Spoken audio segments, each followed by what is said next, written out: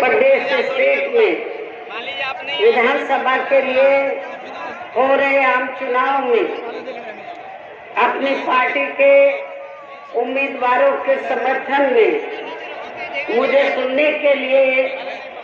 यहाँ इकट्ठा हुए हैं, तो उसके लिए मैं आप सभी लोगों का हार्दिक दिल से आभार प्रकट करती हूँ।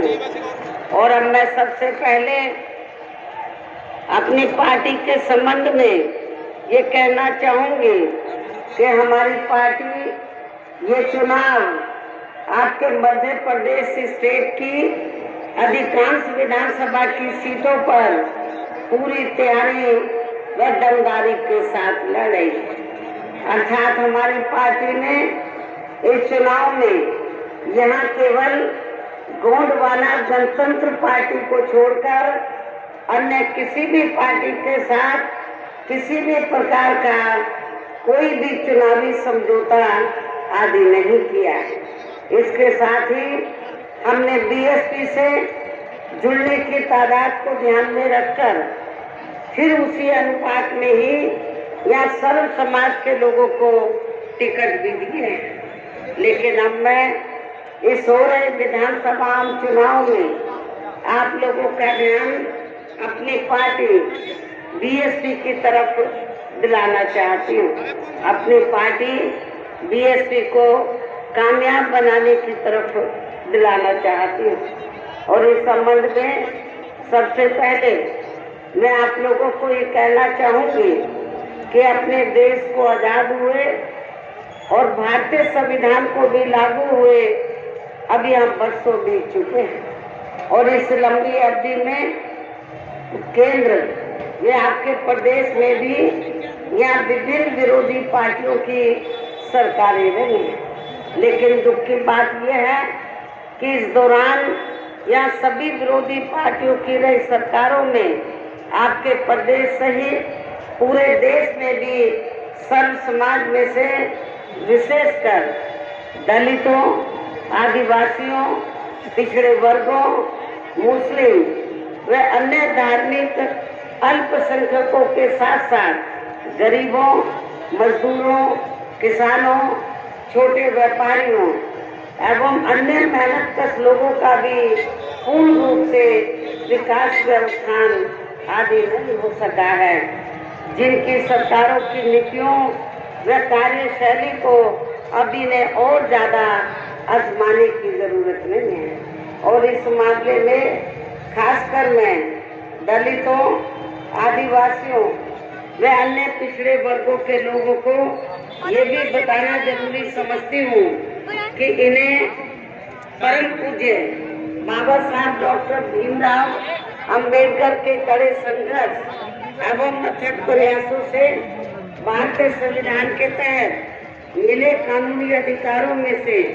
खासकर सरकारी नौकरियों में जो आरक्षण की सुविधा मिली है, तो उससे भी यहाँ शुरू से ही इन वर्गों के प्रति हीन व जातिवादी मानसिकता रखने वाली सभी विरोधी पार्टियों की रही सरकारें प्रभावहीन बनाने में तथा इसे धीरे धीरे खत्म करने की भी पूरी कोशिश में लगी हुई है। यही मुख्य वजह है कि देश में आजादी के बाद व शुरू में केंद्र व अधिकांश राज्यों में भी काफी लंबे समय तक सत्ता में आसीन रही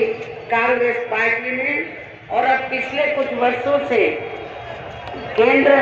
एवं काफी राज्यों में भी बीजेपी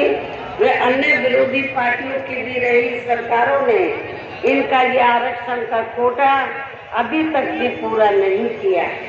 पदोन्नति में आरक्षण को तो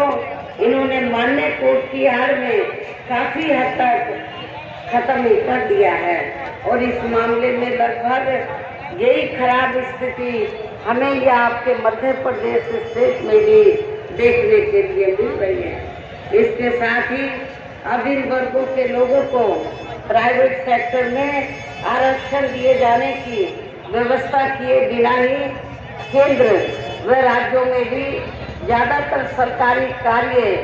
यहाँ प्राइवेट सेक्टर के जरिए देश के अधिकांश बड़े बड़े पूंजीपतियों व धरना सेठों को ही दिए जा रहे हैं, जिसके कारण अब पूरे देश में इन वर्गों के लोगों को आरक्षण का बहुत कम ही लाभ मिल पा रहा है। और इससे अब पूरे देश में दलितों व आदिवासियों के साथ साथ अन्य पिछड़े वर्गों को भी काफी ज्यादा नुकसान पहुंच रहा है। जबकि अन्य पिछड़े वर्गों के लोगों को ये भी मालूम होना चाहिए कि अंग्रेजों के जाने के बाद तो जब केंद्र में कांग्रेस की सरकार बनी और लंबे अरसे तक केंद्र में कांग्रेस शुरू में सत्ता में आसीन रही है, तो अति पिछड़े वर्ग के लोगों ने, पूरे देश के